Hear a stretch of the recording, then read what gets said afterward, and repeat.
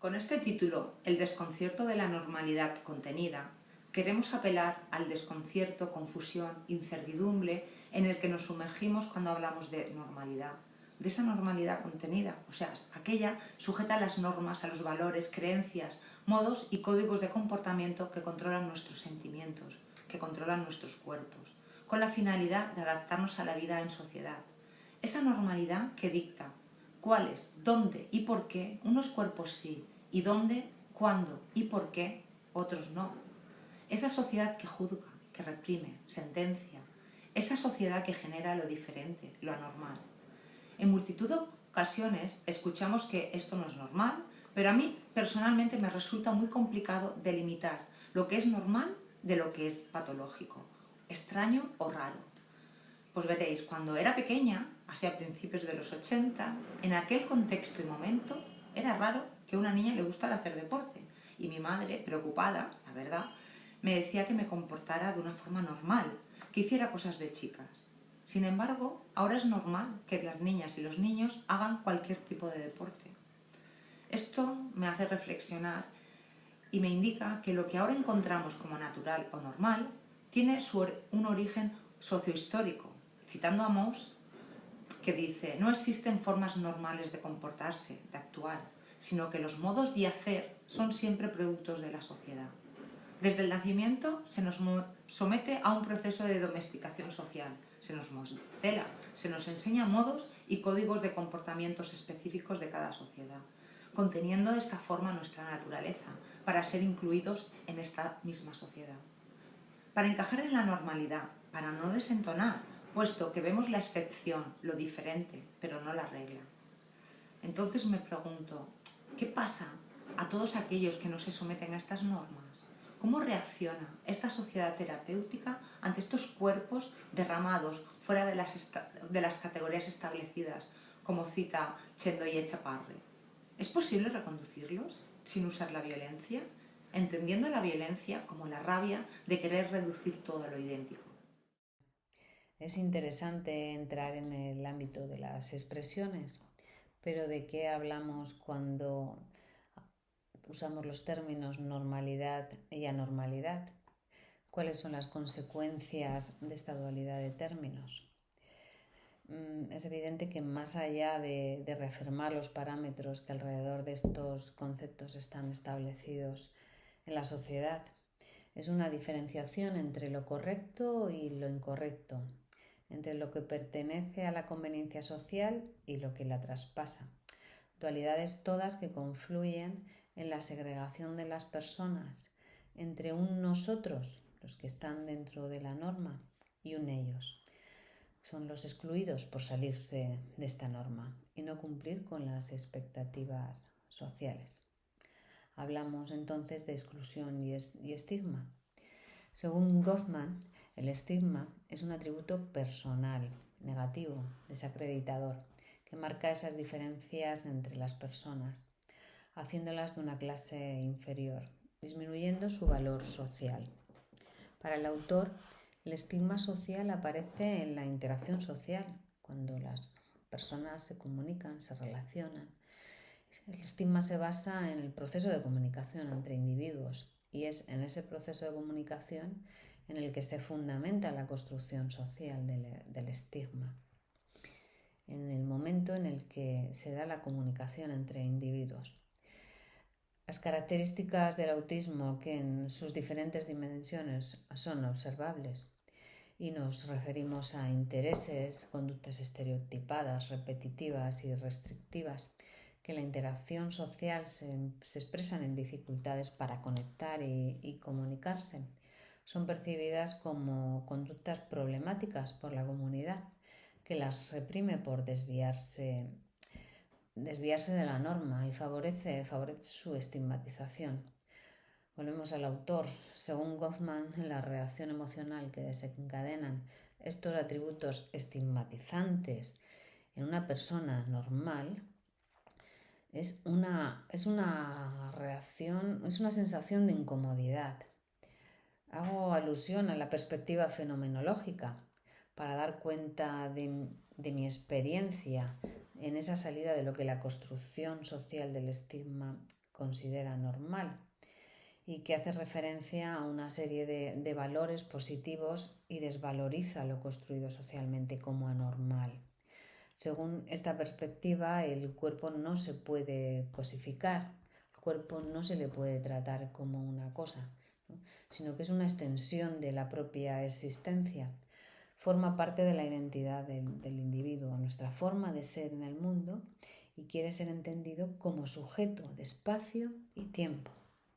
Merleau-Ponty decía que, más allá de que mi cuerpo no sea para mí sino un fragmento del espacio, no habría espacio para mí si yo no tuviera un cuerpo. El espacio es existencial porque las acciones del cuerpo se dan en él, nos movemos, actuamos en el espacio en el tiempo. Esa dinámica entre espacio y tiempo encarnadas en experiencias producen y reproducen las identidades. Para mí la normalidad es el cumplimiento de expectativas impuestas mediante el uso de leyes, de manera que las personas estamos limitadas a actuar en función del contexto, como si nos moldeáramos dependiendo del lugar en el que estamos o con quién estamos, tal y como lo haría, por ejemplo, el agua dentro de un recipiente hermético. Dicho recipiente es el que digo, está compuesto por leyes, por un lado explícitas, que son aquellas que están escritas en algún tipo de documento oficial, como podría ser el Código Penal, y por otro lado las implícitas, que no están escritas en algún sitio, pero se dan lugar a partir de constructos sociales adoptadas a partir de razonamientos morales y éticos que dictan o diferencian lo que está bien o lo que está mal, lo que es apropiado o inapropiado, indirectamente lo que es normal o no.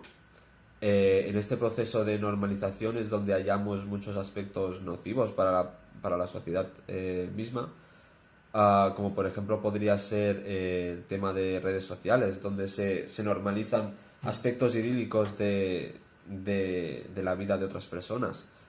O sin ir más lejos, este vídeo, donde lo que vais a ver es lo idílico, no es lo normal. Lo normal os digo yo que es estar 1 hora y media para sacar un vídeo de 2 o 3 minutos. Entonces lo que vais a ver vosotros no es lo normal, sino lo idílico. Claro, teniendo en cuenta este sesgo interpretativo de la sociedad, da lugar a muchos prejuicios, muchas etiquetas, muchos encasillamientos, los cuales están sujetos grupos no normativos como podría ser las personas autistas. Para revertir esta situación se debería dar un proceso de problematización del estigma en forma de revolución social, tal y como ya ha sucedido con el papel de la mujer en la sociedad o con aspectos relacionados con las personas transgénero. Para ello, primero se debería dar luz, ¿no? Se debería evidenciar el problema, ya que la solución se crea en función de un problema. Entonces, para mí el problema está no en los cuerpos no normativos, sino en cómo el grupo normativo interpreta condiciones no normativas. Hola, buenas tardes, compañeros. Nada, en esta recta final del podcast vamos a hacer una última revisión y un poquito de reivindicación. Y en primer lugar, pues me gustaría destacar, hablar sobre despatologizar el autismo como una afirmación de un derecho a la autodeterminación, a decidir sobre el propio cuerpo y la propia vida. Cuestionar estas prácticas que se basan en conceptos, definiciones relacionadas con los movimientos del cuerpo, con el modo de interacción con el entorno, definidas como trastorno, enfermedad, e incluimos una necesidad de reconocer esta diversidad para su defensa, reconocimiento y respeto. Quisiera contarte una experiencia reciente.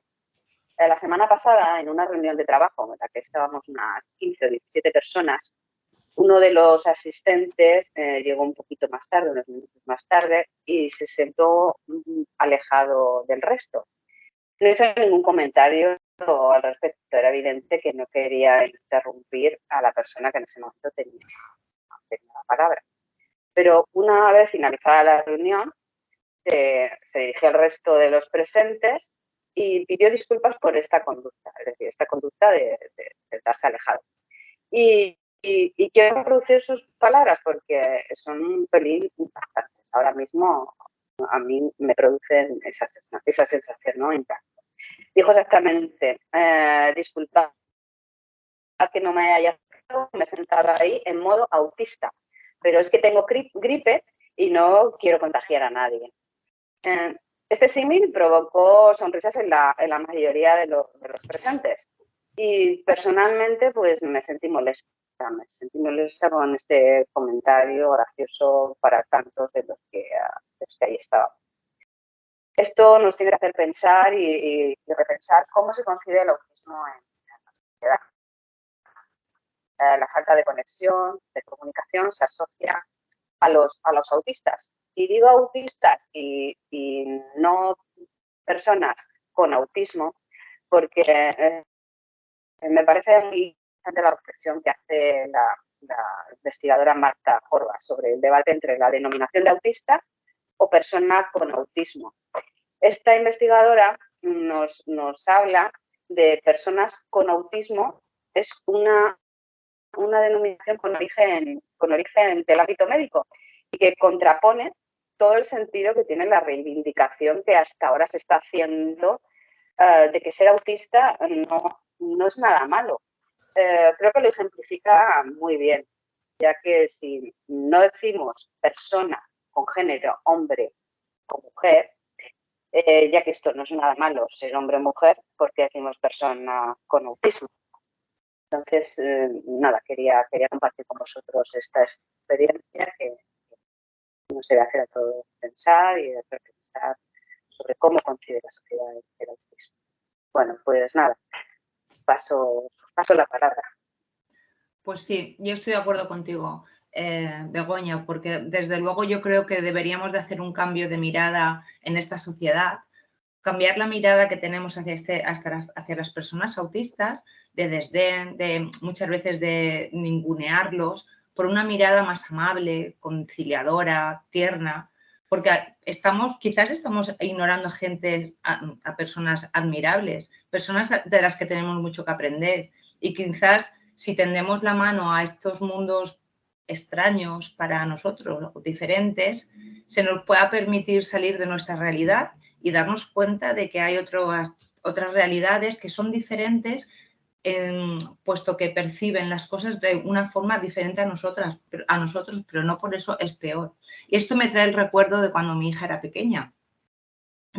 Estaba muy nerviosa porque había empezado en el cole y entonces tenía que dibujar unos círculos y no se quería salir. Ay, mamá, que no me salga. Y es que estaba nerviosa con una tensión y le dije, mira, cariño, salte.